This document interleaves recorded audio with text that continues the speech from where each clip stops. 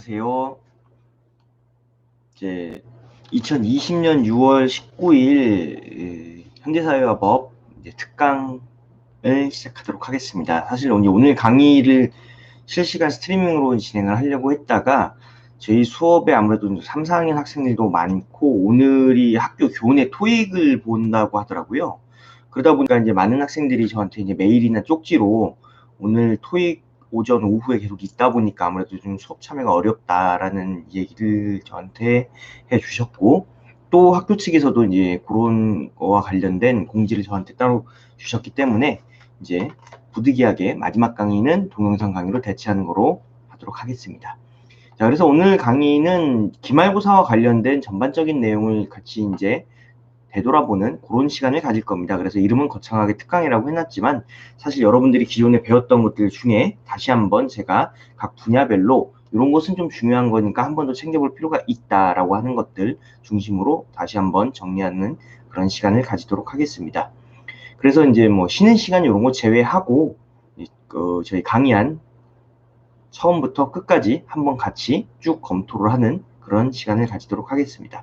자, 그래서 여러분들이 전부 강의안을 내려받아서 학습을 하고 계실 거라는 전제 아래 어떤 것을 중심으로 더 많이 봐야 되는지, 어떤 것은 뭐 특별히 그렇게 구체적으로 보지 않아도 되는지 이런 것들 함께 찾아보는 그런 시간을 가지도록 하겠습니다.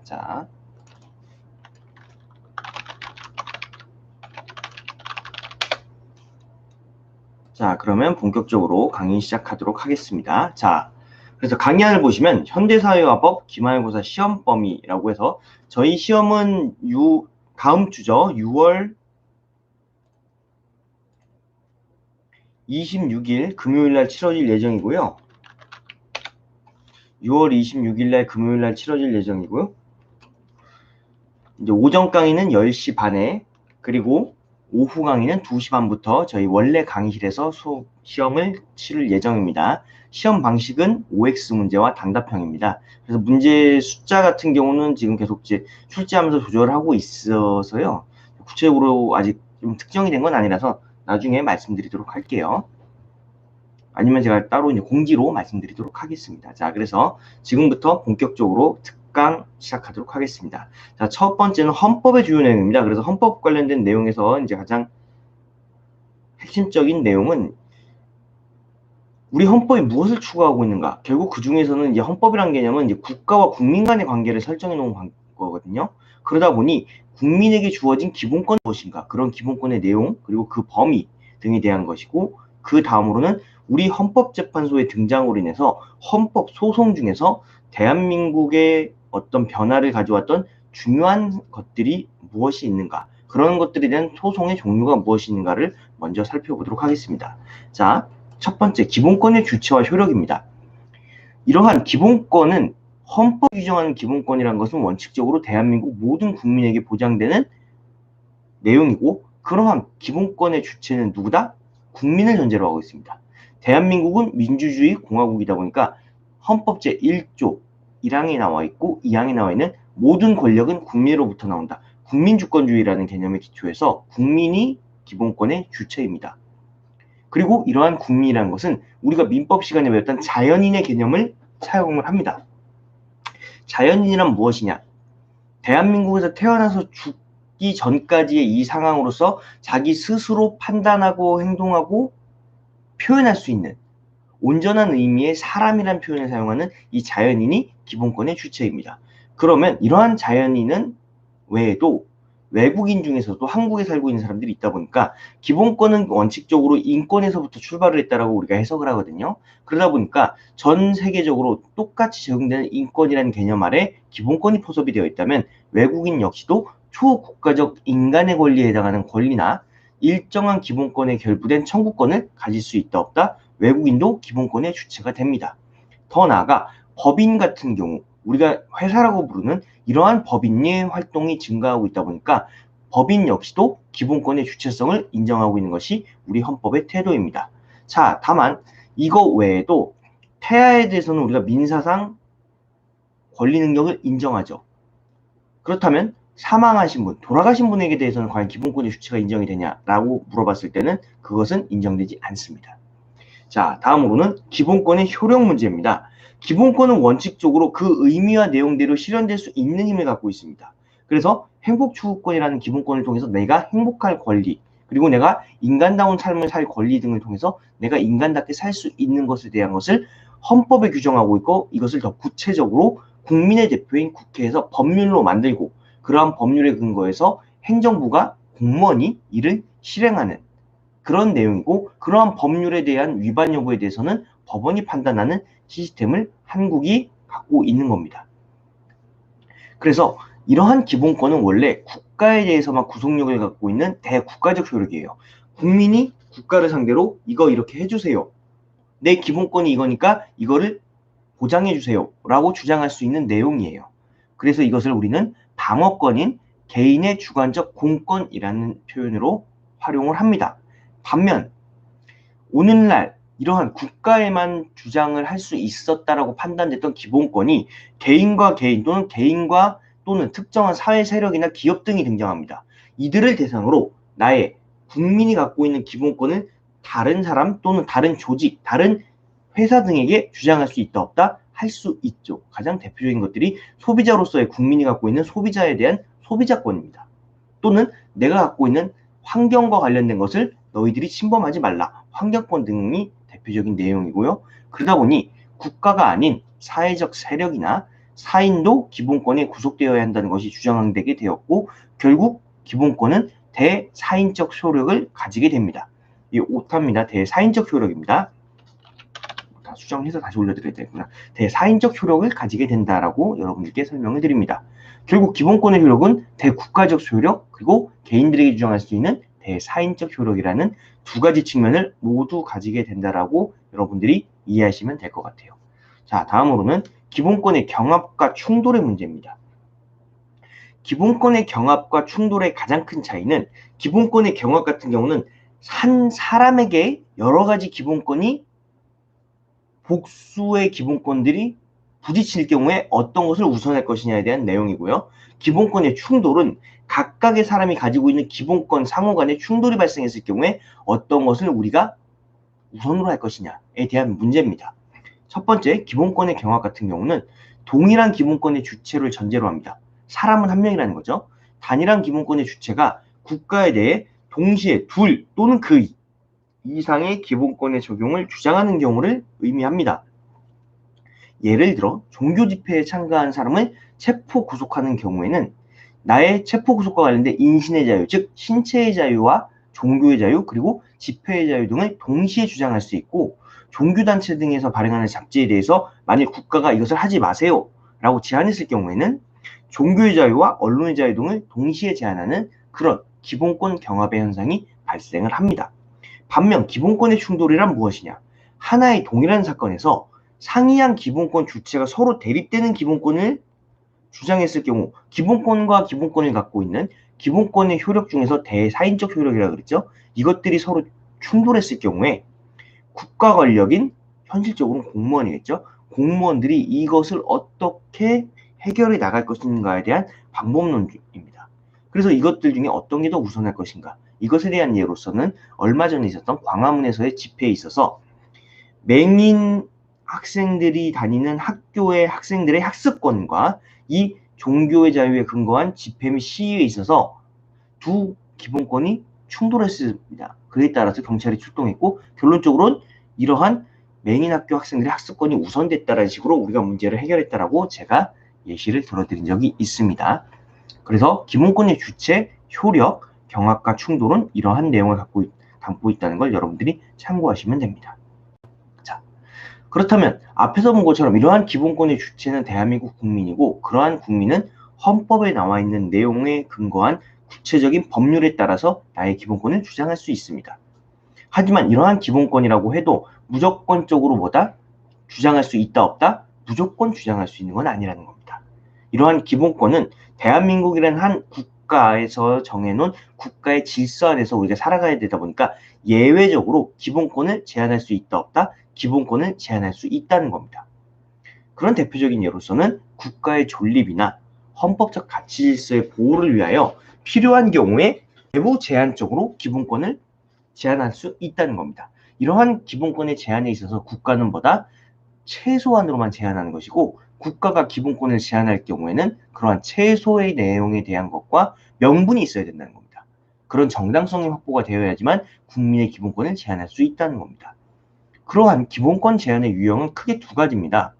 헌법 조항 자체에서 이런 사유에 대해서는 기본권을 제한할 수 있다고 직접 언급하는 헌법 유보가 있고요. 반면 모든 기본권에 대해서 국민의 대표인 국회에서 형식적 의미의 법률, 국회에서 만든 법률에 의해서 국민의 기본권을 제한할 수 있는 법률 유보가 있습니다.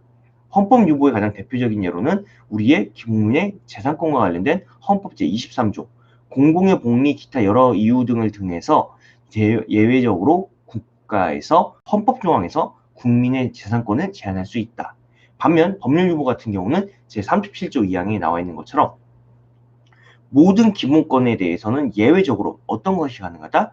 국민의 대표인 국회에서 법률로서 그것을 제한할 수 있고, 그러한 제한에 있어서는 최소한으로 해야 되고, 만약 그러한 제한이 문제가 생겼을 경우에는 어떻게 한다? 헌법재판소에서 그러한 위헌법률 심판, 헌법소원 심판 등을 통해서 그러한 기본권에 대한 침해 또는 구제 등이 가능하도록 되어 있는 것이 대한민국의 법률 시스템입니다. 다음으로는 기본권이 이렇게 침해됐을 경우 현실적으로 헌법 유보나 법률 유보에 의해서 나의 기본권이 침해됐을 경우 대한민국 국민이 누구를 상대로? 입법부, 사법부, 행정부 등의 국가기관이 나의 기본권을 침해했을 경우에 이것을 구제해달라라고 할 수 있는 제도가 있어야 돼요. 국가에게는 기본권을 제한할 수 있는 권리를 줬으니까 반대로 의무로서 뭐다? 국민들의 그런 기본권을 구제해야 될 의무도 있다는 거죠. 그럼 국민 입장에선 기본권 제한에 대한 것이 나에게 있다면 나는 그것을 역으로 내 기본권을 구제해달라고 하는 권리, 이것들이 권리와 의무 양쪽의 어떤 관계 문제에 있어서 제한이 있으면 구제가 있다. 그런 개념입니다. 그래서 기본권은 본래 국가의 침해만이 문제가 되었으나 오늘날에 와서는 사인에 의한 기본권 침해도 매우 중요시 된다라고 설명을 드렸어요. 또는 불법 행위에 의한 것 이외에도 합의 또는 협정 등에 의한 것이 문제가 될 수 있다는 겁니다. 즉 과거와 달리 국가와 국가 간에 맺는 조약 등도 있고 또는 개인과 다수의 사람들이 모여서 하는 또는 노동법에서 배웠던 협약 이런 형태로서 다양한 형태의 기본권 침해가 등장을 합니다. 이것에 대해서 우리는 그러한 기본권을 구제하는 방법론으로서 첫 번째 청원권. 필요하다 그러면 청와대 게시판에 가서 국민청원을 하는 겁니다. 또는 관련된 부처나 관계 법안을 만들었던 공무원 등에 대해서 어떠냐? 이것을 해결해달라. 민원을 넣거나 청원을 넣는 청원권이 있고요. 두 번째, 재판을 청구해서 그러한 재판을 통해서 침해된 나의 기본권을 구제해달라고 요청할 수 있고요. 행정소송, 행정심판 등을 통해서 공무원이 한 처분, 공무원이 한 말, 공무원이 한 행동, 공무원이 한 만든 문서 등에 대해서 이것을 바로잡아달라고 요청할 수 있는 행정쟁송제도가 있고 공무원의 불법 행위로 인해서 국민의 신체, 생명, 재산 등의 피해가 생겨요. 이거에 대해서 배상을 해달라고 하는 국가배상, 그 다음에 형사보상, 위헌법률 심판 등 각종 제도를 통해서 어떻게 하고 있다? 국민의 침해된 기본권을 구제해달라고 우리는 요청할 수 있다는 겁니다.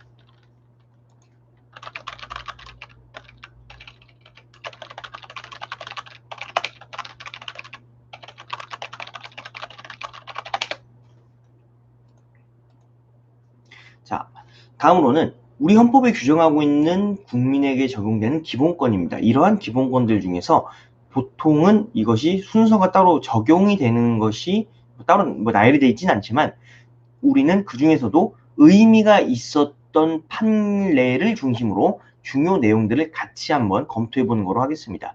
그래서 10조부터 37조까지 전부 검토를 해야 되는 게 맞는데 그 중에서도 핵심적인 것들만 같이 보도록 하겠습니다. 여러분들이 법학을 전공으로 하시는 게 아니다 보니까 이걸 전부 다 하실 필요는 없고 제 생각에도 같이 이제 보면서 논의하는 게 더 나을 것 같아요.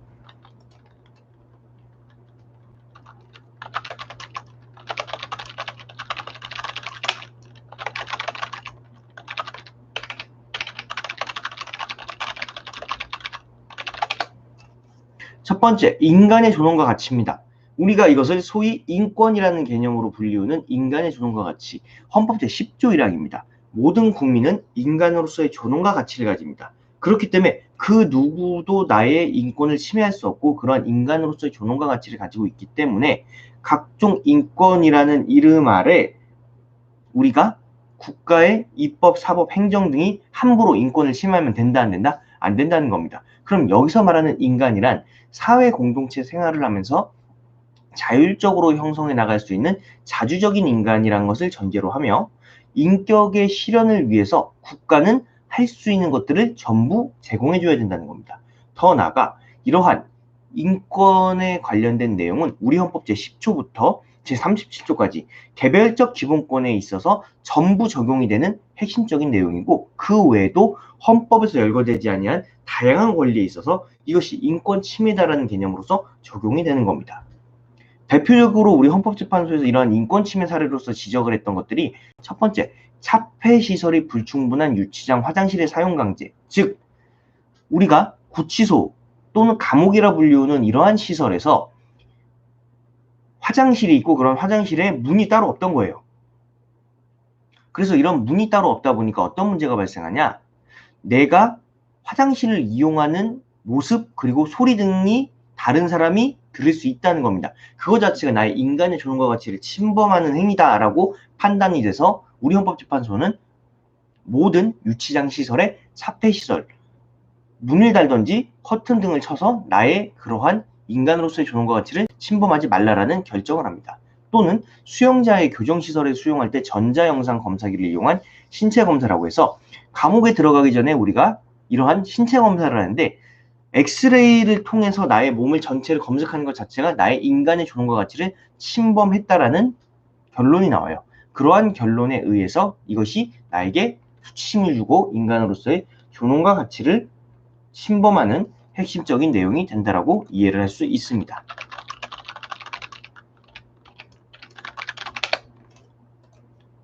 그 외에도 여러분이 잘 아시는 것처럼 우리가 아직 무죄 추정의 원칙이라는 원칙 아래 1심, 2심, 3심 대법원까지 판결을 받지 않은 사람에 대해서는 아직 죄인으로 보면 안 돼요. 그런 상황에서 우리가 경찰이 수사를 하거나 재판을 가는 와중에 포토라인 또는 신상 등을 공개하는 것은 원칙적으로 인간의 존엄과 가치를 침범하는 행위다 아니다?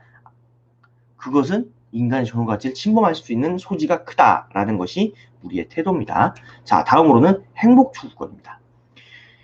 여기서 말하는 행복이란 소극적으로는 고통과 불쾌감이 없는 상태를 추구할 권리이고요. 적극적으로는 나라는 한 인간의 만족감을 느끼는 상태까지를 추구하는 권리예요. 그런 상황에서 인간이라는 개념이, 행복이라는 개념이 명확하고 고정화되기 어렵다 보니까 행복 추구권은 모든 다른 기본권들이랑 같이 전체적으로 검토를 하는 그런 내용입니다. 우리가 헌법소원이라든가 위헌법률 심판 등과 같이 지금 현재 대한민국의 법률 등에 있어서 이것이 나의 기본권을 침해한다. 반드시 행복추구권이랑 인간의 존엄과 가치도 함께 검토하는 것이 그 특징입니다. 이러한 내용에 기초해서 대한민국에서 행복추구권의 범위에 포함되는 대표적인 내용이 첫 번째, 행동자유권이고요. 두 번째, 생명권. 세 번째, 자기결정권이에요. 모든 나와 관련된 것에 대한 결정과 판단과 권한은 나한테 있다는 거죠. 다음으로 휴식권이랑 수면권입니다. 실제 이러한 휴식권과 수면권이 헌법에서 행복추구권의 개념으로서 받아들여지고 이게 제도로도 운영이 되는 대표적인 나라들이 있죠. 여러분, 스페인이나 포르투갈 같은 나라는 뭐가 있다? 시에스타라는 제도를 통해서 어떻게 하냐? 국민들의 휴식권과 수면권을 보장하는 겁니다. 낮에 낮잠을 잘 수 있는 권리. 이것에 기초해서 국가에서 제도적으로 인정하는 그런 것도 있다는 거고요. 다음으로는 일조권. 햇볕을 받는 권리예요. 인간이 햇볕을 받지 않으면은 비타민 D가 생성되지 않고 몸이 아파. 이런 것뿐만 아니라 햇볕을 받을 수 있는 권리 역시도 내가 행복을 추구할 수 있는 하나의 권리이기 때문에 내가 내 창문을 통해서 햇볕을 받고 있었던 것은 저 앞에서 다른 건물을 지어서 나의 햇볕을 가린다. 이거에 대해서도 주장할 수 있다 없다? 주장할 수 있습니다. 그 다음으로 끝으로는 평화적 생존권. 대한민국에서 대한민국 국민이 평화롭게 생존할 수 있는 것은 이것은 행복추구권의 개념이고 이것을 국가에서 보호하기 위해서 군인이라는 조직을 통해서 국방을 수호하는 이러한 내용까지도 행복추구권의 범주에 포함이 되어 있습니다. 다음으로 평등권입니다. 자, 여기서 말하는 평등이란 것은 헌법 제11조 1항 1문에서 나온 것처럼 형식적 평등뿐만 아니라 실질적 평등을 이야기하고요. 가장 핵심은 법 앞에서 평등하다는 것을 그 전제로 놓고 있습니다. 그래서 법 앞에서 평등하다는 것은 그 보호 영역을 한정할 수 없는 일반적인 평등을 전제로 합니다. 법 앞에서의 절대적인 평등을 놓고요. 거기서 예외적으로 상대적으로 인정할 것인지 인정하지 않을 것인지를 따로 규정하고 있는 그런 내용입니다. 그러면 여기서 말하는 평등 원칙이란 모든 국가 권력을 구속하는 원칙이지만 입법자의 평등에 대한 판단을 헌법재판소가 심판하는 경우에 그 심사 기준 그리고 심사 한계에 있어서 다소 차이가 있지만 평등권을 판단하는 가장 핵심적인 내용은 A라는 집단과 B라는 집단을 비교했을 때 왜 A라는 집단에게 더 이러한 차별적인 대우를 했느냐를 판단하는 내용이거든요. 그런 내용으로서 우리가 인정됐던 대표적인 사건이 제대군인에 대한 가산점 부여 제도가 문제가 있는가 없는가입니다. 제대군인 가산점 부여란 것은 남자들은 병역법에 의해서 만 20 몇 세 이상이더라 정확히 기억이 안 나네. 아무튼 군대를 갔다 오고 이 군대를 갔다 온 것에 대해서 어떡하냐? 이들에게 공무원 시험이나 공공기관, 공기업 등의 시험을 봤을 경우에 플러스 점수를 줬던 가산점을 줬던 제도예요.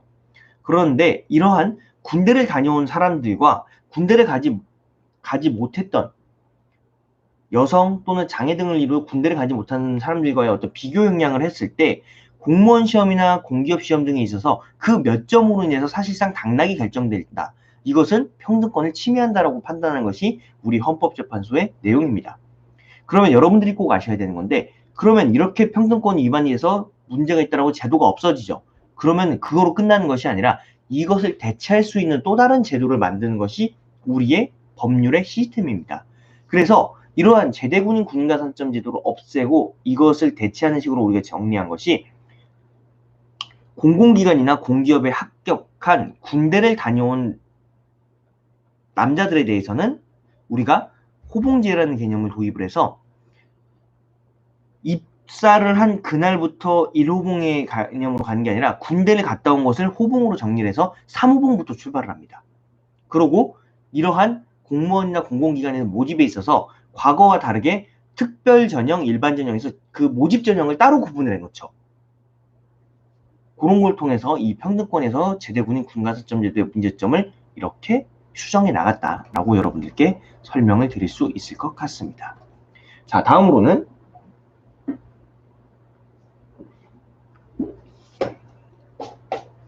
자유권적 기본권입니다. 사실 기본권의 가장 핵심적인 가치로서는 앞에서 봤던 인권과 생명권, 평등권 이것은 모든 기본권의 판단에 있어서의 기초이고 그 다음에 중요한 것들이 자유권적 기본권입니다. 자유권적 기본권이라는 것은 내가 대한민국 국민으로서 가지는 자유가 무엇인가 그 자유에 대한 범위가 어디까지인가를 의미하고 있거든요. 첫 번째 생명권입니다. 인간의 육체적 그리고 인격적 존재로서 생명을 유지하고 보호받을 수 있는 생존에 대한 권리를 의미합니다. 즉 내가 대한민국에서 살아가기 위한 생존에 필요한 것들을 국가가 해주세요. 또는 나도 그에 대한 노력을 하겠습니다. 라는 것을 전제로 각종 교육권, 최저생활에 대한 최저생활, 사회복지, 기타 이런 모든 것들이 생명권을 전제로 하고 있는 거예요. 그래서 인간의 존재에 대한 생명에 대한 권리인 생명권은 인간의 생존 본능과 존재 목적, 우리가 인간 실존이라는 개념을 많이 사용하죠. 철학적인 내용에서 그것에 바탕을 둔 권리로서 이런 생명권의 제한과 관련해서 우리가 지금도 따지고 있는 대표적인 문제는 첫 번째 사형제도입니다. 인간이 인간을 판단함에 있어서 혹시라도 실수가 생길 수 있고 또는 이러한 생명을 빼앗는 것은 너무 잔인한 게 아닙니까? 그래서 사형제도를 폐지해야 된다는 사형제도 폐지론의 주장이 있고 반면 그러한 사형제도를 두는 우리의 법률 조항이 형법에서 딱 하나 살인죄만을 규정하고 있는데 그러한 살인죄에 대한 국민의 인식을 검토해 본 바 이것을 어떻게 본다? 더 넓게 인정해야 된다는 거죠. 그렇기 때문에 아직까지는 사형제도가 필요악으로서 존재해야 된다는 이 두 가지가 지금도 대립을 하고 있습니다. 2020년 6월 현재도 이 사형제도의 존폐에 대해서는 논의가 계속 진행되고 있습니다. 다음으로는 낙태죄입니다. 자, 일반적인 자연인에 대해서의 어떤 살인행위에 대해서는 우리가 살인죄로 규정을 하고 있어요. 250조. 반면 아직 어머니 뱃속에 있는 태아 같은 경우는 완전한 형태의 사람이 아니기 때문에 낙태죄로서 그들의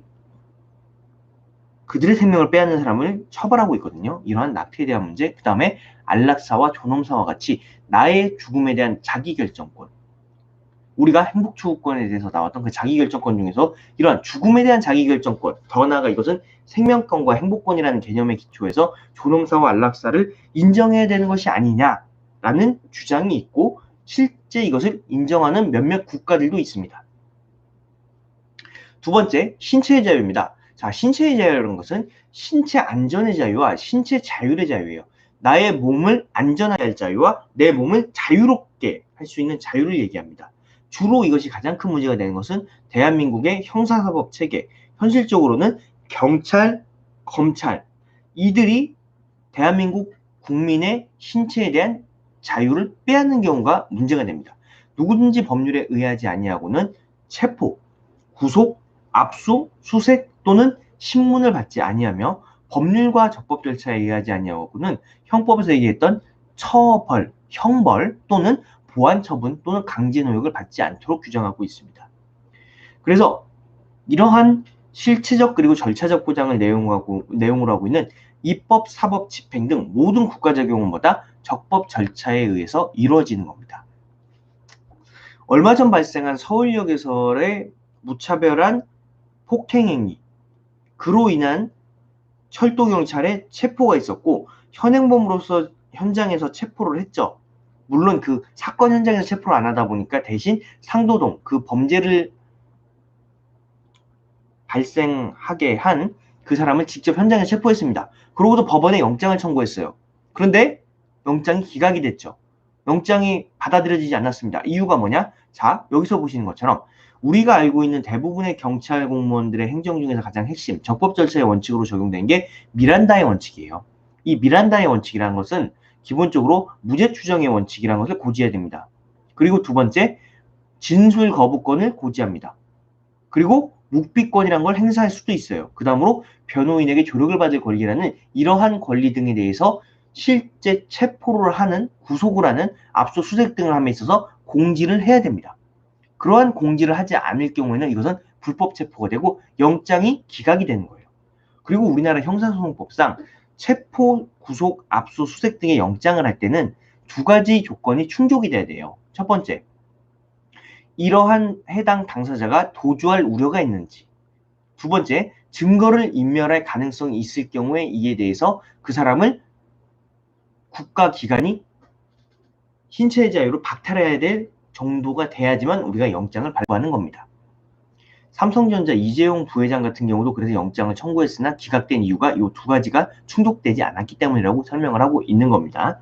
자, 세 번째, 양심의 자유와 종교의 자유입니다. 이 양심의 자유와 종교의 자유에 있어서는 헌법이 보장하고자 하는 양심이란 것은 본인이 생각하는 옳고 그름을 판단하는 것 또는 그렇게 행동하지 않고도 스스로 인격적 가치가 파멸될 것이라는 진지한 마음의 소리에 대한 구체적 양심, 윤리적, 도덕적 판단뿐만 아니라 본인이 갖고 있는 인생관, 세계관, 신조 등으로서 이러한 양심의 자유에 있어서는 양심을 만들 수 있는 양심 형성의 자유, 그리고 이것을 유지하는 양심 유지의 자유, 그리고 이러한 양심을 겉으로 대외적으로 드러낼 수 있는 양심 실현의 자유를 모두 포함하고 있습니다.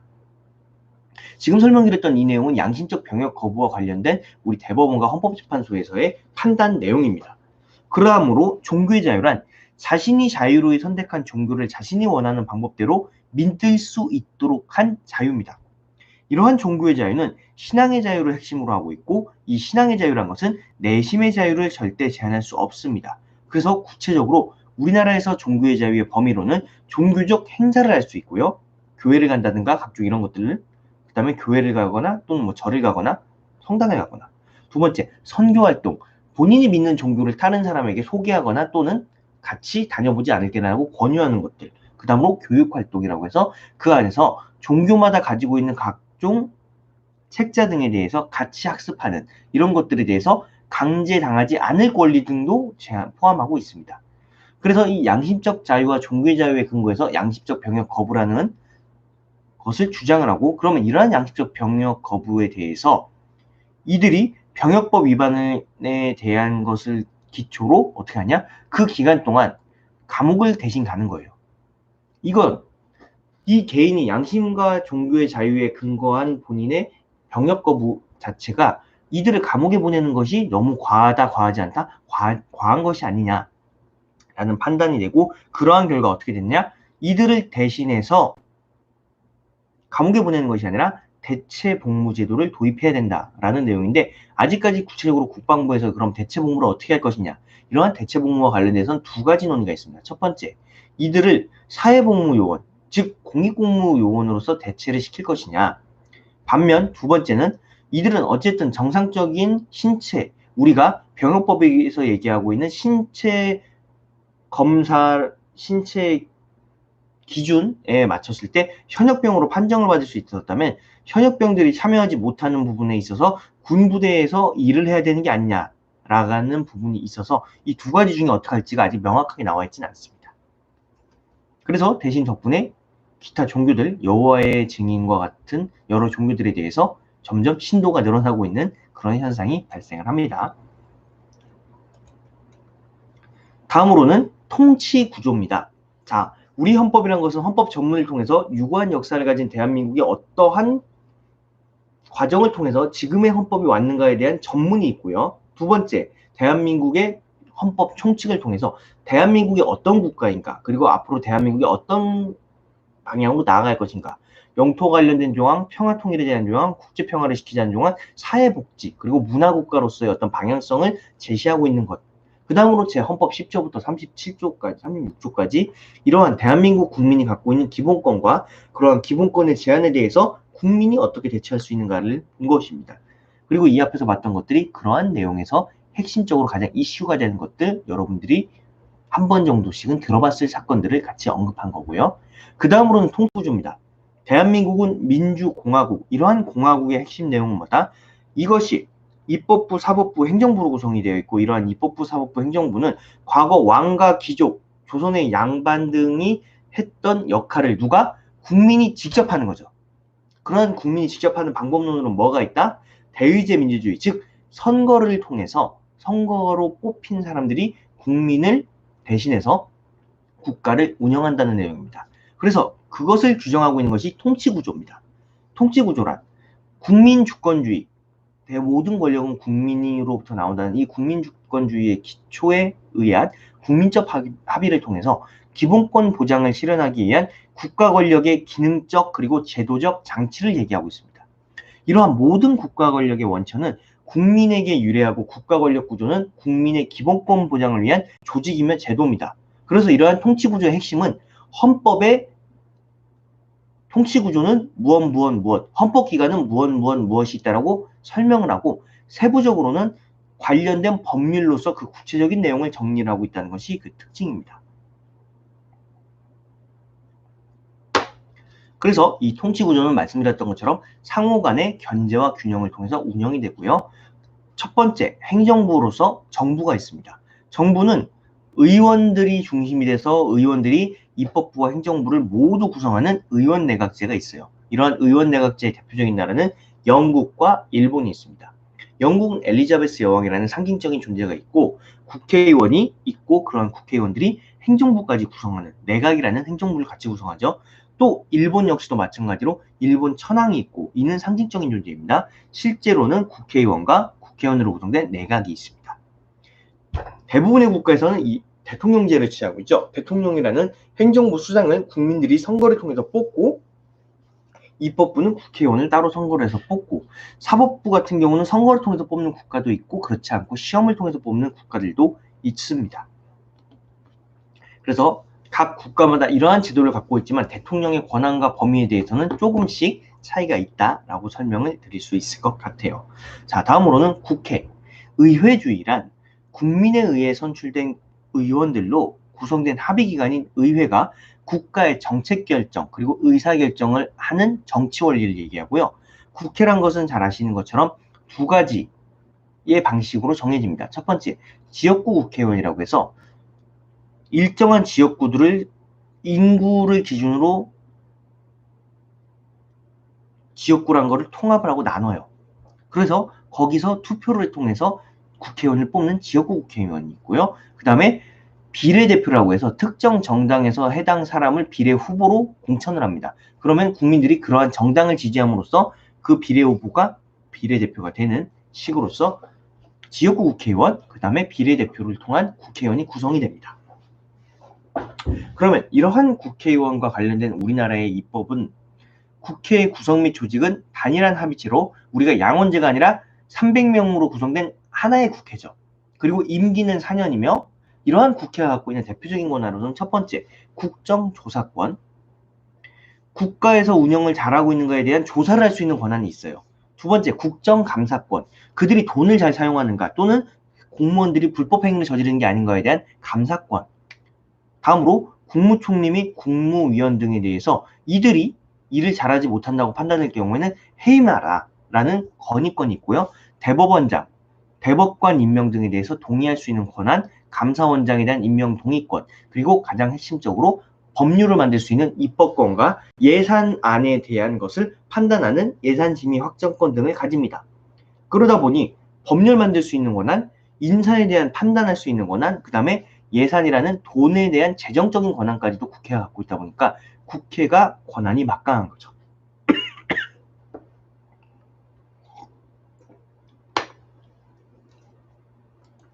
다음으로는 헌법재판소가 판단할 수 있는 어떠한 소송의 내용입니다. 이러한 소송의 내용으로서는 우리나라에서 대표적인 주요 사건들이 있었고 그것들에 대한 것에 대해서 여러분들께 설명을 드립니다. 자, 첫 번째, 위헌법률 심판입니다. 이 위헌법률 심판이란 법률의 위헌 여부를 심사를 해요. 그리고 위헌인 법률의 효력을 상실시키는 제도인데 이것의 가장 큰 특징보다 위헌법률 심판은 재판을 진행하고 있어요. 민사, 형사, 행정, 가정 어떤 재판이든 상관없습니다. 그러한 재판을 진행하는 와중에 양쪽 원고, 피고 누구든지 이 내용이 나의 기본권을 침해하는 것 같습니다라고 해당 재판부한테 요청을 합니다. 이걸 판단해 주세요. 그럼 해당 재판부가 1차적으로 이게 법률위원회의 소지가 있다라고 판단하면 일단 재판을 중지합니다. 그리고 헌법재판소에 위헌법률 심판이라는 걸 요청하고 위헌법률 심판을 판단한 이후에 그 결정이 나오고 나서 재판을 다시 진행하는 그런 차이가 있어요. 이걸 왜 설명드리냐? 헌법소원과의 차이가 있기 때문에 설명을 드리는 겁니다.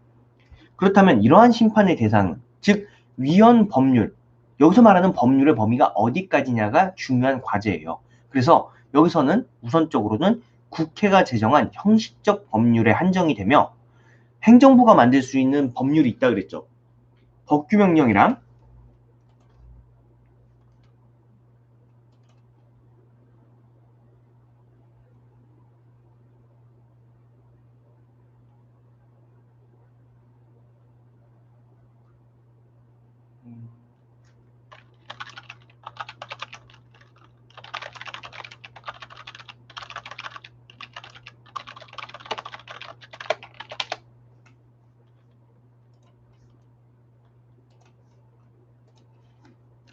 규범들에 대해서 되는 거고 행정부가 만들 수 있는 법률 중에 법규명령과 행정규칙인데 이것은 위헌법률 심판의 대상이 된다 안 된다? 대상이 되지 않습니다. 반면 긴급재정경제명령, 긴급명령 등 대통령이 국가 긴급 상황에서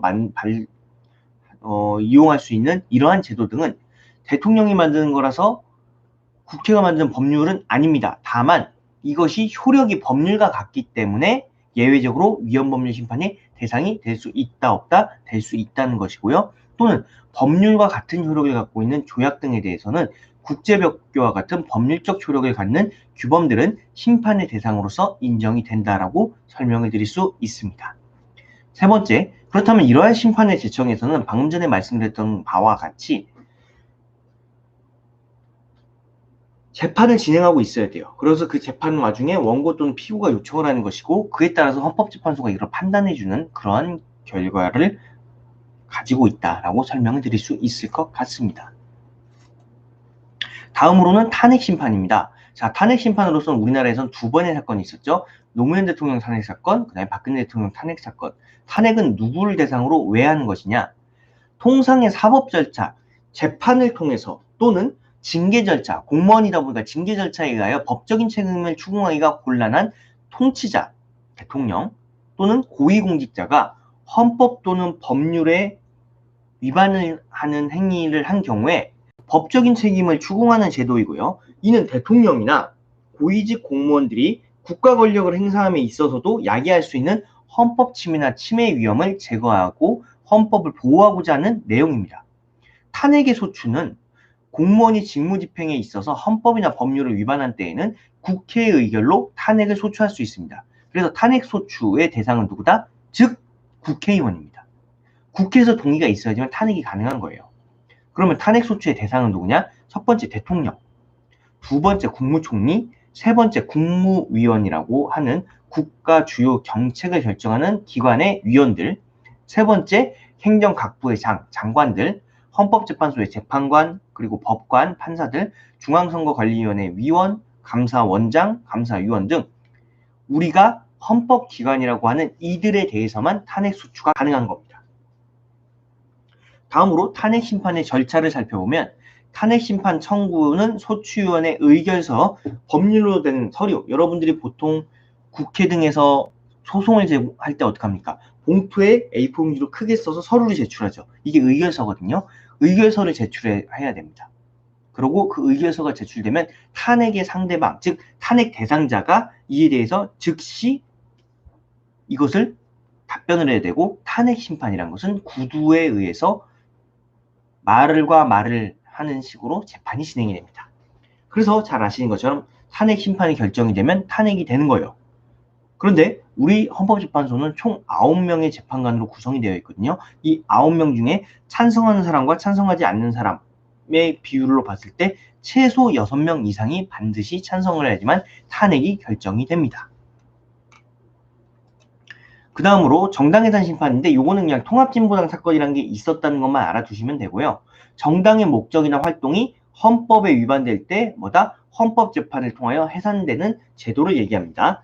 제가 이 기말고사 시험범위 정리 강의안 하다가 이게 오류가 나와가지고 여기서는 그냥 탄핵 정당해산 심판의 의의만 아시면 되는 거로 넘어가면 될 것 같아요. 그래서 실제 이러한 제도가 만들어진 목적은 해당 정당이 헌법을 위반했을 경우에 어떻게 할 것이냐. 왜냐? 이들은 국민의 투표에 의해서 선발된 사람들이다 보니까 예외적으로 일반적인 법률 절차가 아닌 정당해산 심판을 통해서 이것이 가능하다라고 설명을 드릴 수 있을 것 같습니다.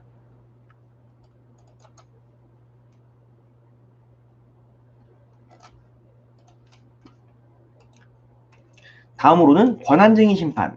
자, 권한쟁의 심판으로서 우리가 같이 살펴봤던 사건은 지금 경기도지사인 성남시장, 당시 성남시장이었던 이재명 성남시장과 보건복지부 간의 청년 수당의 지급에 대한 권한이 누구에게 있는가를 다퉜던 사건입니다. 권한쟁의 심판이란 국가기관 상호간, 국가기관과 지방자치단체 간, 이 지방자치단체들끼리도 이게 내 권한이냐 아니면 누구의 권한이냐를 다투는 내용입니다. 그래서 그 재판의 권한의 유무와 범위를 확정하는 것에 있어서 이 제도는 국가기관이나 지방자치단체 간의 배분한 권한의 수행을 원활하게 할 수 있는지, 또는 이들 상호 간의 견제와 균형을 유지시켜 헌법의 규범력을 확보하기 위한 그러한 내용을 규정하고 있습니다. 이 권한쟁의 심판의 종류로는 첫 번째, 국가기관 상호 간에 적용되는 권한쟁의 심판이 있고요. 두 번째, 국가기관과 지방자치단체 간의 다툼, 그 다음으로 지방자치단체 상호 간의 권한쟁의 심판을 규정하고 있고요. 이들에 대해서 최종적으로 자체적으로 해결이 가능한 어떤 행정심판, 행정소송이 안 될 경우 최후의 수단으로서 이것을 권한쟁의 심판까지 가는 겁니다. 권한쟁의 심판을 통해서 이것에 대한 최종적인 권한이 누구에게 있는가를 마무리로 정하는 것이고, 그 심판의 절차에 있어서는 몇 명 이상, 재판관 7인 이상의 출석과 출석 재판관 과반수 이상의 판단이 있어야지만 가능한 겁니다. 그러니까 만일 최소 인원으로서 7분이 참석을 했으면 과반수 이상인 4분 이상이 찬성을 해야지만 이러한 권한쟁의 심판이 결정이 된다고 여러분들께 설명을 드릴 수 있을 것 같습니다. 끝으로는 헌법소원 심판입니다.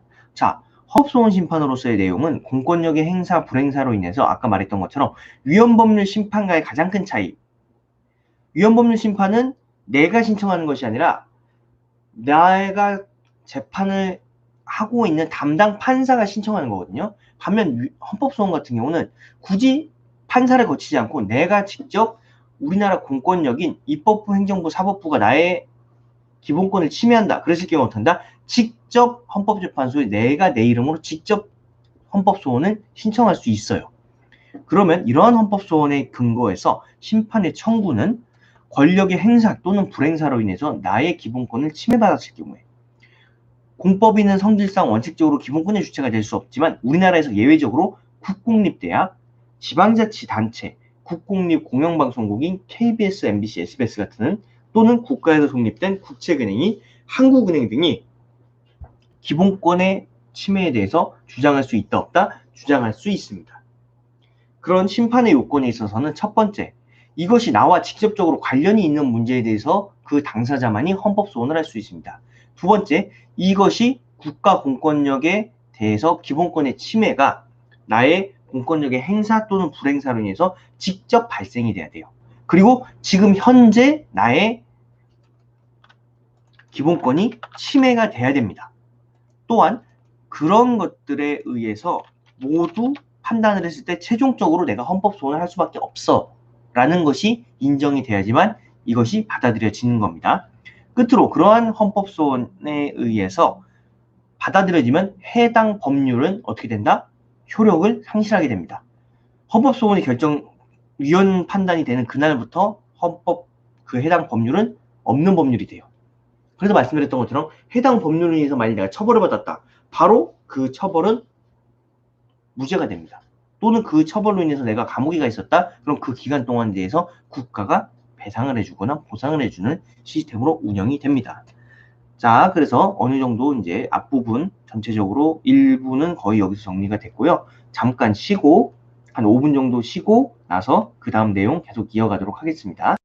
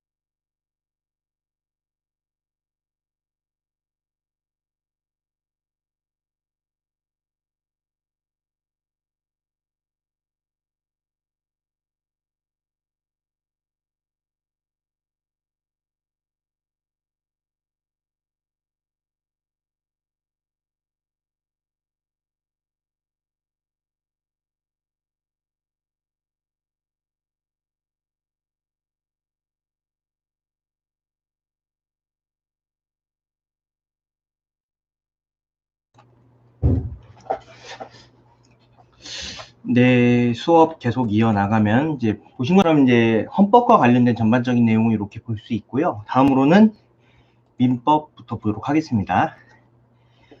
자, 민법이란 것 자체가 대한민국 국민이 태어나서 죽을 때까지 누릴 수 있는 개인과 개인 간의, 개인과 회사 간의 뭐 여러 가지 것들을 다 다루고 있다고 설명을 드렸어요.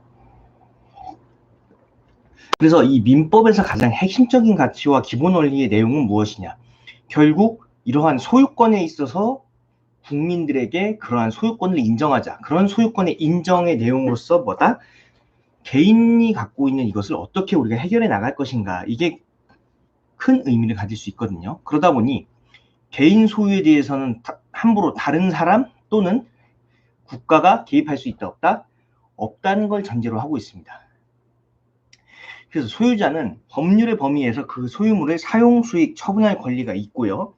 소유권의 절대성과 관련돼서는 자본이 독점화되는 현상 또는 집중화되는 현상에 있어서의 빈부격차를 발생을 시키는 것이 우리의 현실이다 보니까 소음, 오수, 매연 등 공해현상 등이 발생을 하고 그에 따라서 실제 개인이 갖고 있는 소유권이라고 하더라도 다른 사람에게 또는 국민들에게 피해를 줄 경우에는 어떻게 한다? 이러한 사유재산에 있어서 우리가 헌법 유보에서 본 것처럼 공공복리에 적합하게 행사함으로써 규정함으로써 제한하고 있습니다. 두 번째, 계약 자유의 원칙입니다. 계약에 있어서 원칙적으로는 자유롭게 국민이라면 누구든지 첫 번째, 체결에 있어서 자유를 가지고요. 두 번째, 누구랑 해도 좋은 상대방의 선택에 대한 자유 또는 어떤 내용으로 해도 무방하다고 하는 내용 결정의 자유, 그 다음으로 어떤 방식으로 해도 좋다는 방식의 자유 등에 대한 것을 규정하고 있습니다. 하지만 이러한 계약 자유에 있어서도 뭐다? 경제적인 약자, 즉 갑을관계라는 게 형성이 될 수밖에 없고 이러한 갑을관계에 있어서 그러한 경제적 약자를 우리가 보호하기 위해서 어떻게 한다? 제한적으로 그들에 대해서 필요한 경우에는 계약 자유의 원칙이 있어서 예외와 제한이 규정되어 있다라고 설명을 드릴 수 있을 것 같습니다. 끝으로 원래는 내가 저지른 잘못에 대해서 과실이 있는 거에 대해서만 책임을 지도록 되어 있는 것이 우리 민법의 규정이었으나 자기의 고의 또는 과실로 인해서 진 책임에 대해서만 그러한 것을 어떻게 금전적으로 배상하도록 우리가 시스템이 되어 있거든요. 이것이 손해배상 750조 또는 751조 부당이득에 대한 반환입니다.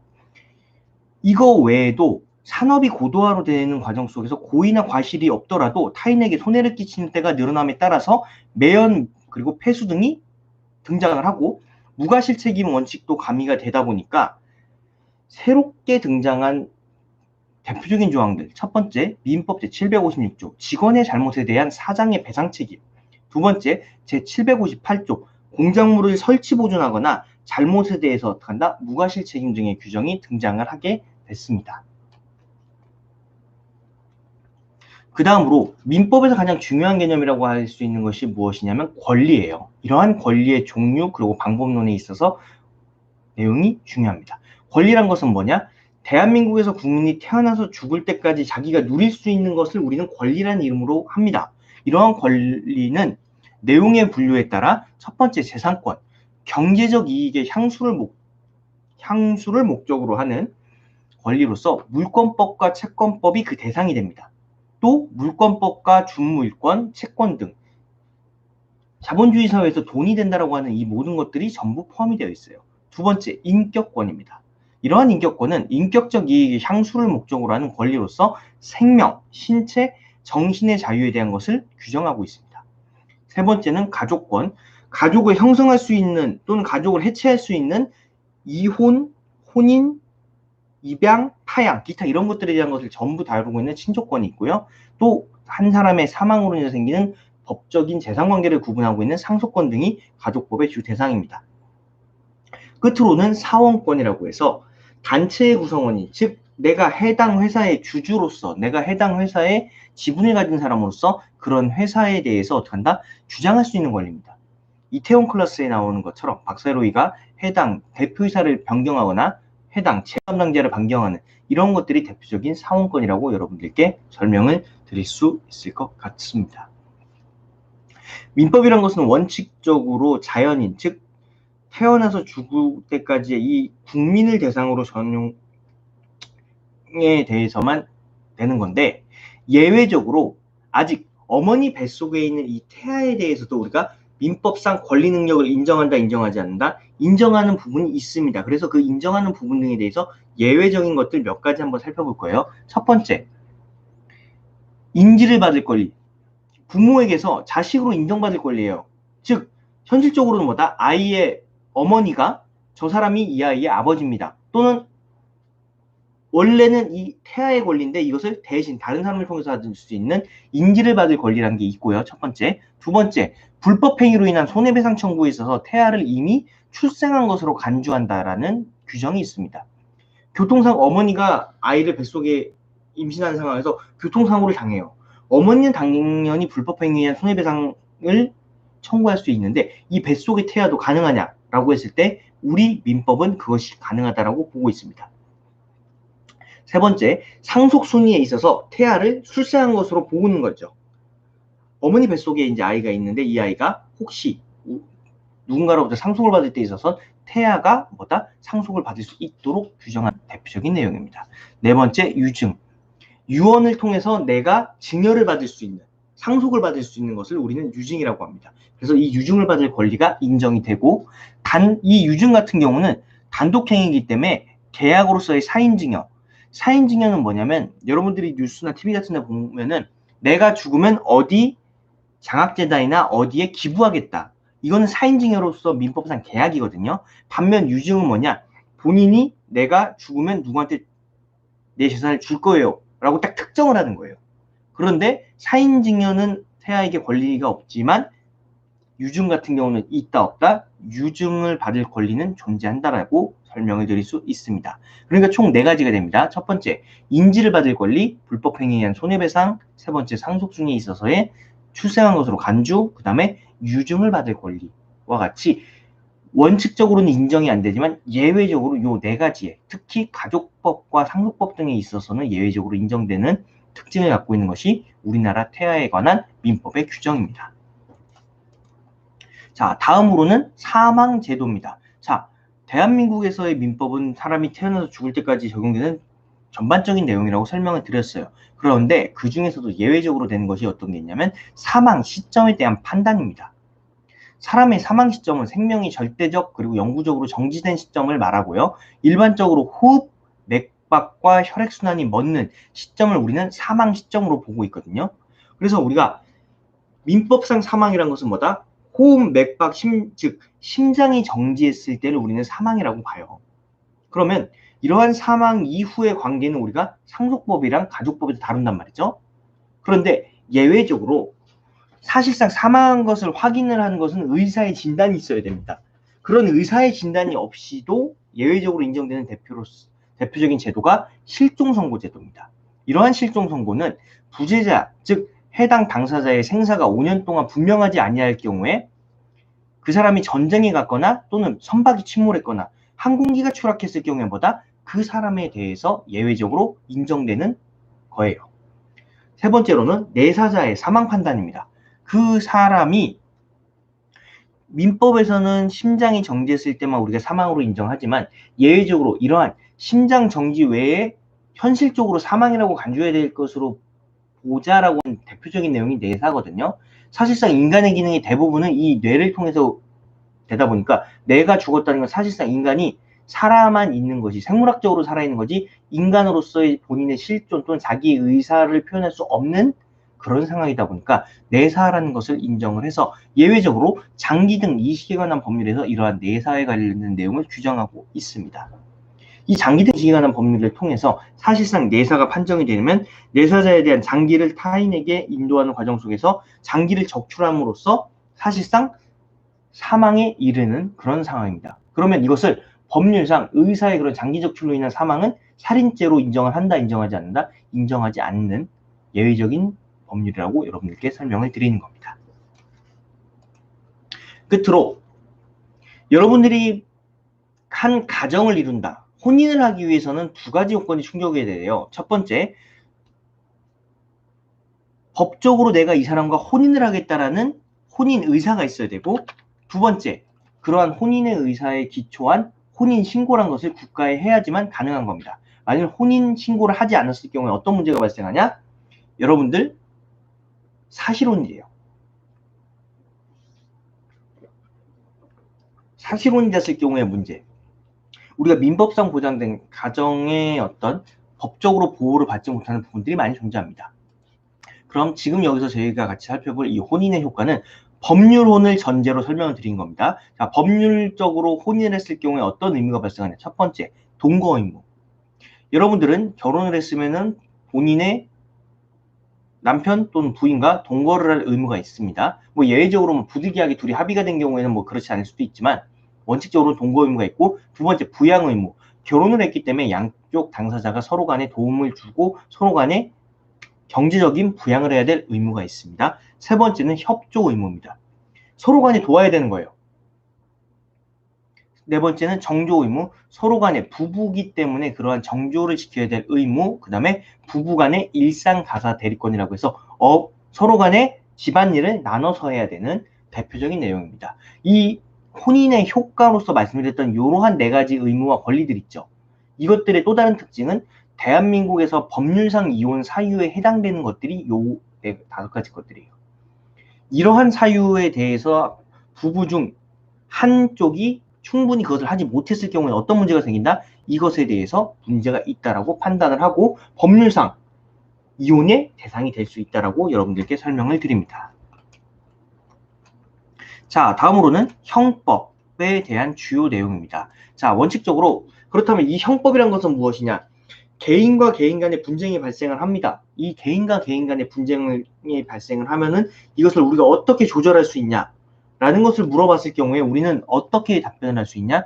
개인과 개인 간의 분쟁이 있어서 원칙적으로는 이들이 자력 구조를 통해서 문제를 해결할 수 있지만, 그랬을 경우에 생길 수 있는 문제, 상대방이 나보다 신체적으로도 월등해요. 나보다 이 사람이 경제적으로도 월등해요. 그럼으로 인해서 내가 그러한 문제를 내가 직접 해결을 못한다. 이것을 우리는 어떻게 해결한다?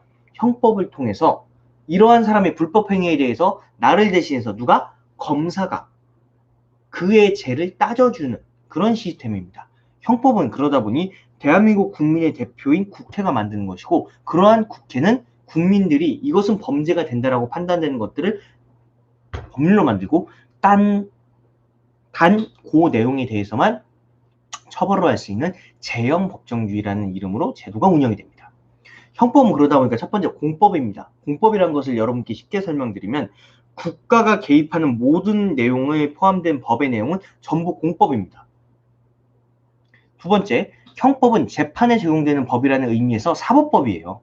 사법과 관련된, 즉 재판, 사법 재판과 관련된 내용을 규정하고 있는 사법법이고요. 따라서 형법은 행정법과 달리 한목적성에 의하여 지배되는 것이 아니라 법적 안정성을 그 지도이념으로 하고 있다라고 설명을 드릴 수 있을 것 같습니다.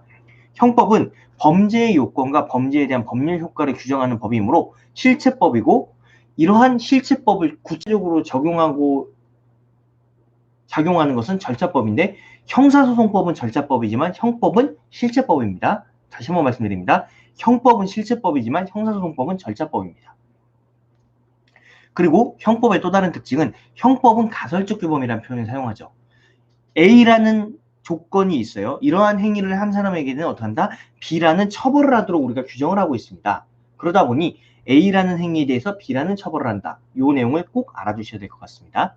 그리고 차이가 있다면 도덕규범이나 종교규범은 뭐예요? 살인을 하지 말라, 도둑질을 하지 말라, 명령이고 단언적으로 딱 하는 거지만 형법은 뭐다? 일단 인간이란 자유의사를 가지고 자기 스스로 행동하고 판단할 수 있다는 것을 기준으로 해라, 하지 말아라. 그것은 너의 선택이다. 라는 식의 논리 구성입니다. 다음으로 형법의 성격.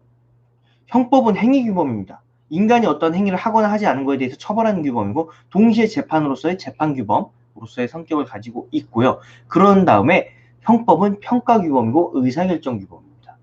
즉 형법에는 이러한 행위라면 이렇게 처분을 할 거예요. 그렇기 때문에 이것을 했을 경우에 안 했을 경우에 따라서 판단을 하는 그런 내용을 규정하고 있다라고 설명을 드릴 수 있을 것 같습니다. 자, 그렇다면 형법이라는 것은 무엇이 범죄인가, 그리고 무엇을 처벌해야 되는가에 대한 내용을 담고 있어요. 그래서 형벌이론과 범죄론은 같이 움직입니다. 근데 그 중에 먼저 형벌이론부터 보시면 우리는 왜 사람들을 처벌해야 되는가? 그 이유는 뭐다? 응보형이라는 거죠. 형벌의 본질은 범죄를 저지른 사람에 대한 정당한 응보에 있어야 되는 것이고 지금 오늘날의 국가 법률 시스템상 개인이 직접적으로 그것에 대해서 책임을 물을 수 있다 없다? 없다 보니까 정의를 실현하고 회복하는 개념에 있어서 국가는 그들을 처벌해야 된다라는 것을 그 전제로 두고 있습니다. 더 나아가 형벌의 목적이라는 것은 모든 범죄에 대한 예방이 아니라 죄를 지은 사람에 대한 처벌을 우리가 우선시해야 된다라는 내용과 관련을 갖고 있다는 겁니다. 다음으로는 목적형주의, 일반 예방주의라는 표현을 사용합니다. 일반 예방주의는 형벌의 목적을 일반인, 즉 잠재적인 범죄인에게 위압을 통해서, 즉 형법 규정을 통해서 이러한 죄를 저지른 사람에겐 이렇게 처벌을 할 것입니다. 라는 내용의 기초에서 상대적 응보형이라는 개념을 통해서 문제를 해결합니다. 그 대표적인 학자로서는 베카레아와 포에르바와 같은 사람이 얘기했는데 국민들에게 이러한 죄를 지으면 이렇게 처벌받습니다라는 걸 국민들에게 알린다는 거죠. 그로 인해서 어떻게 한다? 범죄를 발생할 가능성을 줄이고 그럼에도 불구하고 범죄를 저질렀다면 그에 대한 책임을 묻자라는 그런 내용을 일반 예방주의에서 얘기하고 있습니다. 반면 특별 예방주의는 우리가 본 것처럼 형벌의 목적을 범죄인 개인에 대한 두려움과 결국 이들 역시도 사람이기 때문에 다시 이들이 사회로 복귀할 수 있도록 만들어야 되지 않겠냐라는 내용이에요.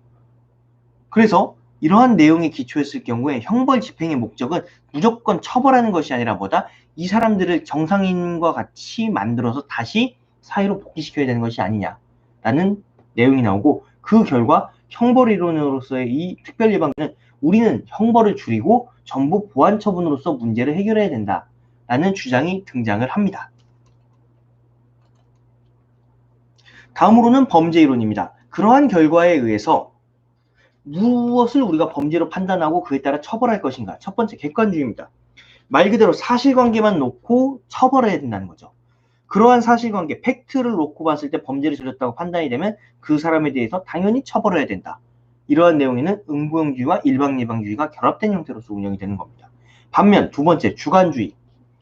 범인에 집중하자는 거죠. 이러한 범인주의라는 것을 기초로 범인이 누구인가, 그 성격은 어떻게 볼 것인가, 범죄 징표를 우리가 어떻게 판단할 것인가에 대한 내용에서 주관주의는 형벌의 대상은 범죄인이고 그러한 형벌의 종류, 경중, 범죄 사실에 대해 이것을 어떻게 판단할 것인지가 범죄인의 악성, 사회적 위험성에 의해서 결정되어야 한다는 이론이며 이는 단체주의 사상에서 유래된 대표적인 이론입니다.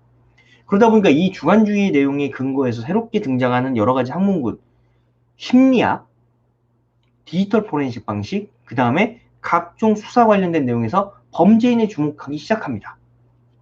그래서 우리 형법 같은 경우는 객관주의에 입각해서 주관주의를 고려하는 그런 형식으로서 판단을 하고 있다라고 설명을 드립니다. 다음으로는 그렇다면 무엇이 범죄인가? 라는 것을 판단했을 때 우리나라에서는 구속요건의 해당성, 즉 형법 규정에 나와 있는 행위를 한 사람들, 두 번째, 그러한 사람들은 법률을 위반할 것이라는 생각을 가지고 있다는 위법성이 있다는 걸 전제로 합니다. 그리고 끝으로는 책임, 이 사람이 그러한 범죄를 저질렀고 그에 따라서 처벌을 받아야 된다는 것이 인정이 될 만큼의 책임이 있는가 없는가를 판단을 하는 거죠. 그래서 위법성에서는 그 위법성으로서 제외가 되는 대표적인 위법성 조각사유, 정당행위, 긴급피난, 자구행위 등과 같은 것들이 있고 책임에 있어서는 이 사람이 죄를 지었지만 예외적으로 이 사람이 정상인이 아니기 때문에 또는 성인이 아니기 때문에 빠지는 형사 미성년자, 소년범 사건, 심신상실자에 의한 약물 중독에 의한 치료 감호 또는 정신병원에 의한 치료 감호 등이 여기에 해당이 된다라고 설명을 드릴 수 있을 것 같습니다. 다음으로는 형벌과 보완처분입니다.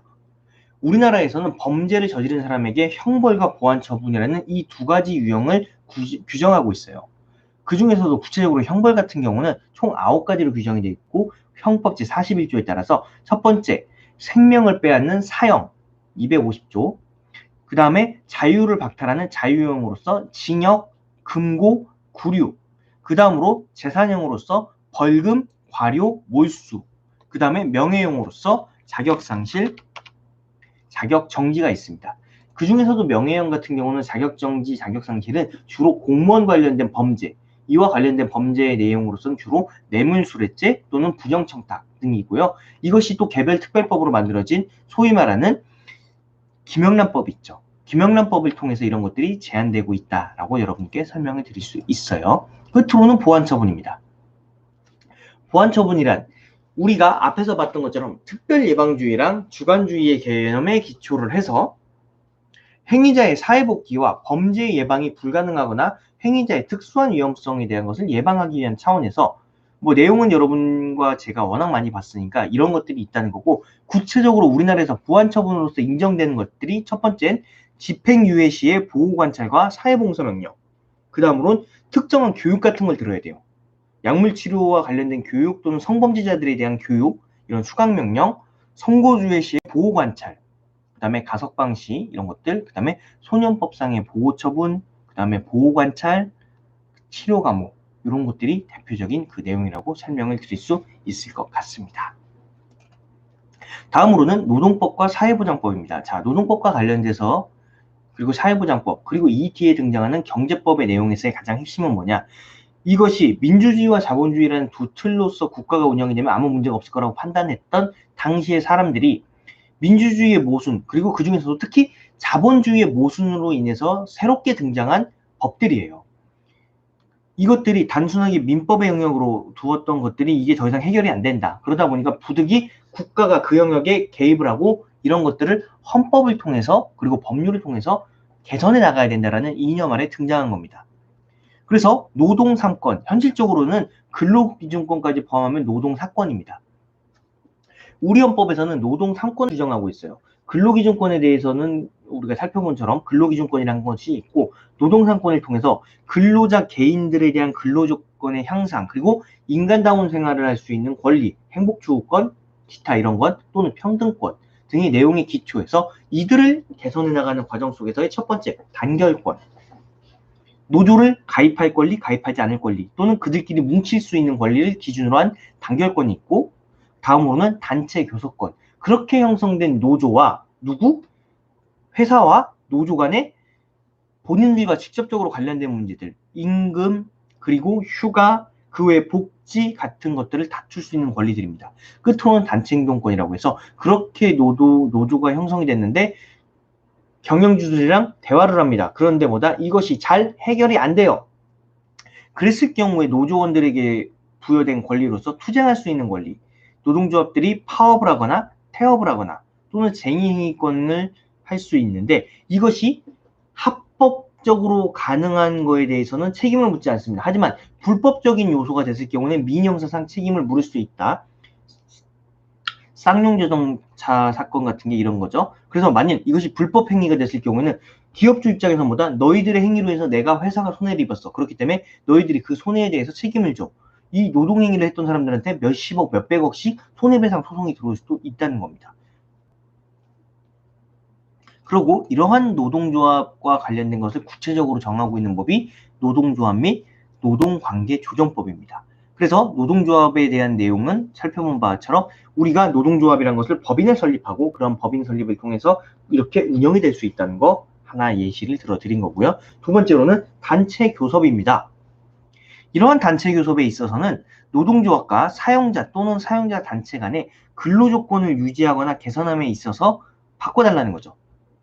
그러니까 노조와 회사 경영자는 다음과 같은 사항들을 얘기하는 거예요.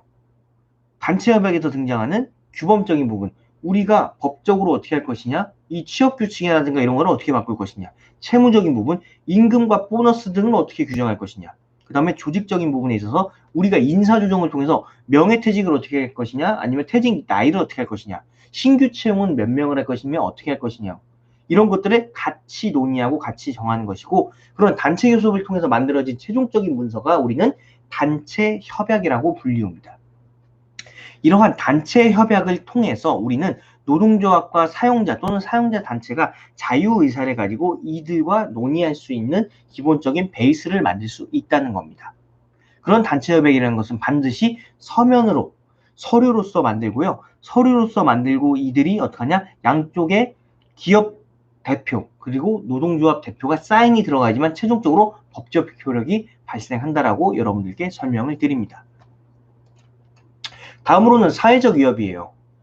우리가 과거에는 이러한 개인이 감당할 수 있었다라고 판단했던 부분들이 시대의 흐름에 따라서 이게 더 이상 개인이 혼자 감당할 수 없고 더 나아 여기서 감당할 수 없다는 것은 개인이 경제적으로 이러한 문제를 감당하지 못해서 사실상 사망에 이르게 되는 또는 자살에 이르게 되는 것까지 이게 단순하게 한 사람의 문제가 아니라 이게 사회적 문제가 되고 사회 문제가 결국 국가의 문제로까지 퍼져나가는 이런 현상이 발생을 한다는 겁니다. 그런 것으로서 인정되는 대표적인 사회적 위험이라는 것은 첫 번째 질병. 얼마 전 뉴스에 나왔죠. 미국 같은 경우는 국가에서 이런 것을 국민건강보험으로 하고 있지 않다 보니까 코로나로 인해서 2달 동안 병원에 입원했대요. 병원비가 13억이 나왔습니다. 하지만 한국 같은 경우는 뭐다? 이것을 무상으로 우리가 해주고 있죠. 또는 일부 비용만 국민이 내고 나머지는 국가, 국민건강보험공단에서 보험 서비스로 해결한단 말이죠.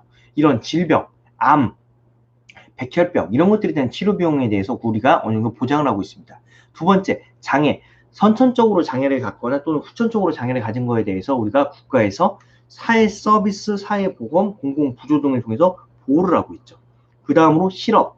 자본주의 시장경제 질서에서 내가 돈을 벌지 못한다. 이것은 곧 뭐다? 나의 생존권에 대한 직접적인 침해가 될 수 있고 기본권 침해가 되니까 이런 부분에 있어서도 어떻게 보고 있다? 국가가 이것을 보장해주고 있다라고 설명을 드릴 수 있습니다.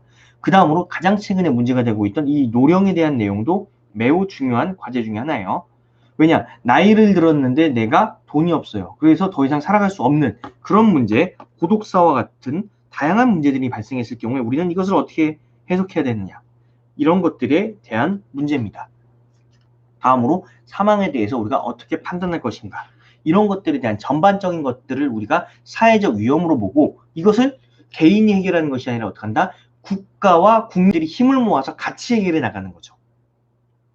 그래서 가장 최근에 이런 사회적 위험과 이슈에 대해서 우리가 개정되었던 내용들 설명을 드렸어요. 그 중에서 가장 핵심은 어떤 거? 노령연금에 대한 문제입니다. 이것이 과거와 다르게 노령연금이란 것, 즉 노인의 빈곤 문제에 대해서 국가에서 국민연금법상 노령연금 제도를 도입을 하고 실제 65세 이상 된 노인분들에게 돈을 지급을 하고 있습니다.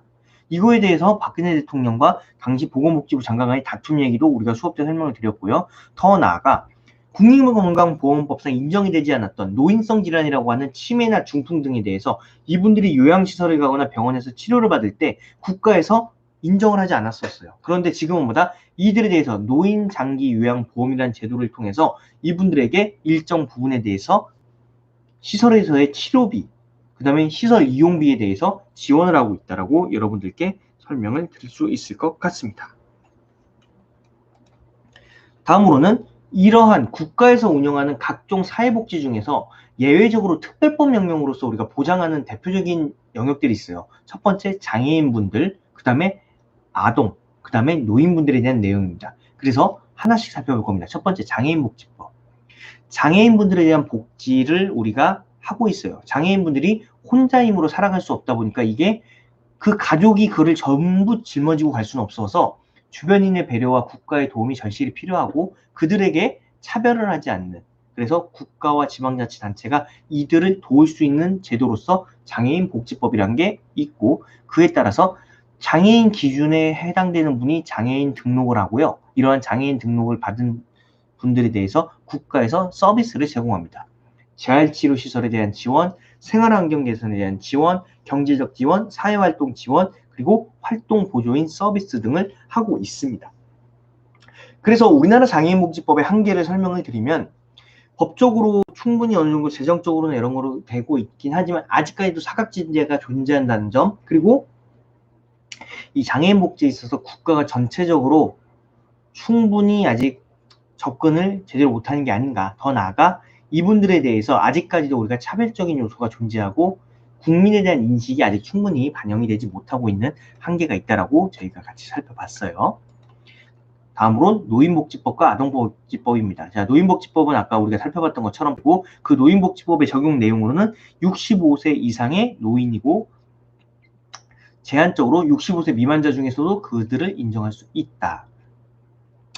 사회복지 마지막으로는 아동복지입니다. 아동복지 같은 경우는 18세 미만의 아동에 대해서 우리나라에서 최초로 인정된 대표적인 법률이고요. 이러한 아동복지법을 통해서 우리는 아동이 행복하게 살아갈 수 있고 이 아동들은 뭐다? 훗날 대한민국 국민이 될 수 있고 이러한 국민으로서 그들의 역할을 수행할 수 있다는 것을 전제로 보고 있기 때문에 아동복지 서비스를 위한 국가에서의 재정은 국가와 지방자치단체가 함께 하고 있으며 필요한 경우에는 부모님에게 그 일정 비용에 대해서 지불할 수 있도록 규정을 하고 있습니다. 전부 지불하지는 않고요. 아동에 대해서 국가에서 양육수당이나 기타 이런 것도 주고 있는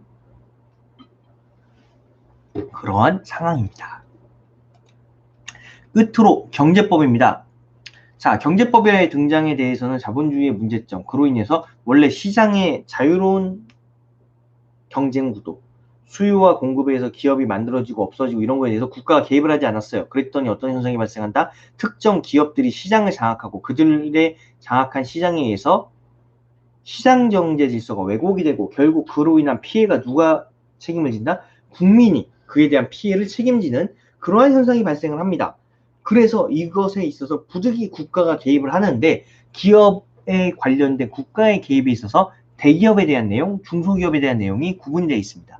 그래서 더 현실적으로 어떠한 방식으로서 우리가 국가가 이러한 시장경제 질서에 개입을 하냐. 첫 번째, 시장 지배적 지위에 있는 기업 등에 대해서 이들이 독과점을 통해서 그러한 시장경제 질서를 왜곡하는 것인지 아닌지를 판단하는 시장 지배적 지위의 남용 행위를 금지하고 있습니다. 이러한 시장 지배적 지위를 그 사람이 가지고 있냐 가지지 않고 있냐에 대한 판단으로서 우리는 첫 번째 폐해주의, 독점이 된 건 인정을 할 수밖에 없다는 거예요. 왜냐? 국가 입장에서 이미 독과점이 된 이거를 뒤집거나 기업을 해체시킬 수가 없다 보니까 현실적으로 이미 이렇게 되는데 이걸 바꿀 수가 없잖아요. 국가에서 강제로. 우리가 공산주의 국가가 아니다 보니까. 그러다 보니 비록 독점이 됐긴 했지만 이들이 독점적 지위를 누려서 시장경제 질서를 왜곡하거나 악용할 경우에만 규제를 하지 않는 폐해규제주의가 있고요. 반면 애초에 이들이 독점적 지위를 가졌다는 그 자체만으로도 문제가 된다고 해서 원인 규제주의라는 두 가지 측면이 있습니다.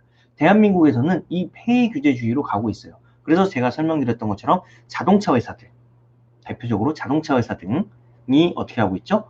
사실상 현대기아가 독점이긴 하지만 그들이 자체적으로 자회사들끼리 경쟁을 하는 식의 시스템이 된다고 하면 폐해규제가 돼서 시장지배적 지위로 인정을 받지 않습니다. 다음으로 중요한 거는 그렇다면 이러한 시장 지배적 지위를 갖고 있다고 판단되는 기준은 뭐냐? 첫 번째, 시장 점유율. 두 번째, 진입 장벽의 존재 및 정도. 다른 기업들이 이러한 해당 시장에 들어올 수 있냐 없냐?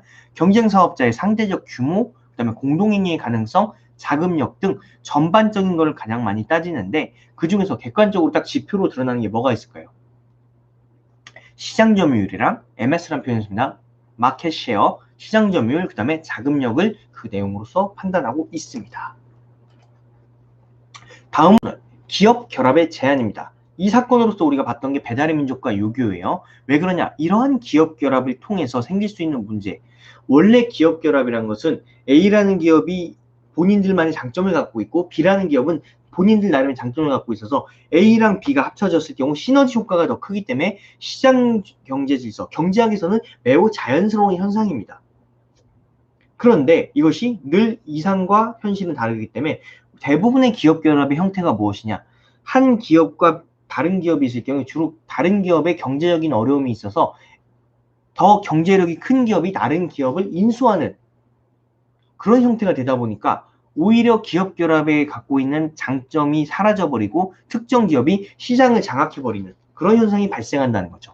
그로 인해서 대한민국에서는 시장 거래 분야의 1위 기업이 나머지 제2, 3그룹을 만일 인수할 경우에는 그들의 총 전체 시장 장악 비율이 75%를 넘어갔을 경우에 그런 기업 결합을 제한합니다. 그러면 이것을 누가 제한하냐? 공정거래위원회라는 기관에서 이것을 제한합니다. 그래서 배달의 민족이 배달 관련 어플 시장 1위, 요기요가 2위인데 이들 둘이 합쳤을 경우에는 사실상 전체 시장을 장악할 가능성이 크다라는 판단 아래 공정거래위원회에서 직권으로 이것을 판단하는 그런 상황이 놓여져 있는 겁니다. 다음으로는 경제력 집중의 억제라는 표현을 써서 경제적 자원이 우리나라는 부족하죠. 그렇기 때문에 자원과 자본이 부족한 이런 시점에서 특정 기업들이 자기들끼리 뭉치거나 또는 기업들이 자기들끼리 내부적으로 경제 구조를 개선해요. 우리나라 같은 경우가 6.25 전쟁을 거치고서 급격하게 국가가 형성되는 과정 속에서 기업들한테 어떻게 한다? 국가에서 돈을 재정적으로 밀어주고 각종 인허가에 대한 해제, 그 다음에 외국 자본이나 외국 회사들이 들어오지 못하도록 폐쇄적으로 막은 관점에서 재벌이라는 새로운 형태의 기업 구조들이 등장합니다. 이러한 기업들이 어떻게 하냐? 1세대, 2세대, 3세대까지 넘어가는 지금 시점에서 재벌 1세, 2세, 3세까지 넘어갔죠.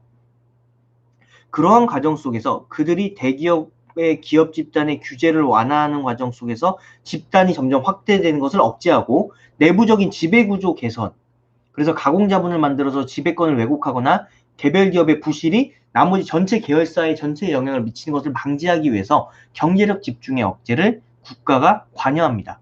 지금 삼성전자 이재용 회장이 이 문제 때문에 지금 걸려 있는 거거든요. 우리나라 재벌 2세, 3세들이 뭐다? 그 경영권을 승계하기 위한 목적으로 이렇게 악용했던 것들이 문제가 되는 거에 대해서 제안을 하고 있는 그런 시점입니다. 다음으로 부당한 공동행위라고 해서 소위 말하는 카르텔입니다. 기업들끼리 서로 A라는 회사, B라는 회사, C라는 회사가 기업 결합을 했을 경우에 우리가 제한이 되니까 뭉치지가 않아요. 근데 대신 어떻게 한다? 자기들끼리 모여서 이런 것들을 담합을 합니다. 자, 우리 가격을 어떻게 하자? 또는 우리가 제품을 어디까지만 생산하자? 또는 우리가 어디한테만 팔자? 이런 식으로. 카르텔의 장점이 뭐냐? 서로 간에 경쟁이 치열하다 보면은 결국 불필요한 싸움이 되고 기업 입장에서는 불필요한 손해, 경제적으로 이런 걸 피해를 입을 필요가 없으니까 어떡하냐? 자기들끼리 이런 걸 합쳐요. 그래서 기업 도산도 많고 대량 해고도 방지하고 독점 기업에 대해서 어떡하냐? 대항할 수 있는. 원래 기본 개념은 대기업이 있으면 나머지 중소기업들끼리 합쳐서 이들과 대항하도록 하는 개념인데 이것이 오히려 카르텔을 통해서 독점적인 이유는 서로 간에 보장을 하죠. 그러고서 어떡하냐? 개발도 안 해요. 그리고 가격도 높은 가격으로 형성을 해서 가격도 다운시키지 않습니다. 결국 그 피해를 소비자가 입을 수 있다는 가능 아래 소비자에게 입는 피해, 그리고 더 나아가 사업자에게 부득이하게 부가 왜곡이 되는 시장경제 질서 왜곡에 있어서 이러한 공동행위를 제한을 하고 있습니다. 이런 거에 대한 대표적인 현상으로서 우리가 핸드폰 회사 말씀을 드렸죠. 핸드폰 회사들이 어떻게 합니까? LG 핸드폰 회사가 아니라 통신회사죠. LG, KT, SK가 담합을 했어요. 그래서 핸드폰 가격을 후려치고 또는 가격 등에 대해서 이런 걸 했어요. 그걸 어떡합니까? 문제가 있다라고 해서 공동행위에 대한 제한을 통해서 과징금을 부과를 했죠. 몇백억씩. 그러한 것들이 포함되어 있습니다. 자, 끝으로 불공정 거래 행위입니다. 우리가 시장 경제에 있어서는 뭐다? 공정한 거래를 전제로 하고 이러한 공정한 거래를 통해서 시장에서 물건을 사고 파는 것들에 대한 제한을 따로 두진 않았었어요. 하지만 그러한 시장에서의 운영에 있어서 공정하지 못한 거래가 발각이 되면 이것을 공정거래위원회가 그렇게 하지 말라라고 법적인 제재를 가한다는 겁니다. 대표적인 우리나라에서 불공정 거래 행위로서는 거래를 거절하는 행위. 주로 이제 하청업체나 그 아래 계열사들 간의 문제에서 이게 발생을 합니다. 두 번째, 차별적 취급. 똑같은 회사와 똑같은 기준을 놓고 이들에 대해서 합법적인 절차로 해야 되는 거지 누구를 차별하면 안 된다. 세 번째, 경쟁 사업자에 대한 배제 문제. 그리고 구속조건부 거래에서 우리가 알고 있는 일반적인 거래에서 어떻게 한다? 갑을 관계가 있다고는 하지만 이것이 누군가에게 불공정한 거래가 되면 된다 안 된다? 안 된다는 거예요. 이런 경우에 있어서는 경쟁 제한성 등을 위조에 대해서 심사하고 이거에 대한 판단은 누가 한다? 공정거래위원회가 이것이 불공정한 거래였냐 아니냐를 최종적으로 판단하는 역할을 하고 있습니다. 자, 그래서 오늘 특강 수업은 전반적인 내용을 정리해드리면 다음과 같이 다 정리가 돼요. 그래서 여러분들이 한 학기 동안 대부분이 이 법에 대해서 잘 몰랐을 것이고 법을 거의 처음 접하는 분들이 많았을 거라고 생각이 됩니다. 그래서 저 같은 경우도 이번에 이제 산업기술대학에 처음 강의를 하게 되었고 그러다 보니 여러분들한테 최대한 사건이라든가 좀 사례 중심으로 좀 여러분께 설명을 드리려고 노력을 했는데 좀 부족한 부분도 있었던 것 같아요. 코로나가 되다 보니까 아무래도 더 그랬던 것 같기도 하고 그래서 어쨌든 여러분들에게 최대한 부담을 덜 들어드리기 위해서 시험 문제는 OX랑 단답형으로 문제를 낼 예정이고요. 다음 주에 시험 시간에 뵙도록 하겠습니다. 혹시 또 궁금한 사항이나 또는 이렇게 질문 같은 거 있으면은 자유롭게 이 클래스에 쪽지나 메일 등으로 보내주시면 될 것 같습니다. 자, 마무리로 한 학기 동안 수고 많으셨고 여러분들이 준비하시는 모든 일 다 이루실 수 있을 거고 여러분들은 누구든지 다 충분히 능력 있는 분들이니까 잘 되실 거라고 기원합니다. 자, 이렇게 강의를 마치도록 하겠습니다. 자, 수고 많으셨습니다.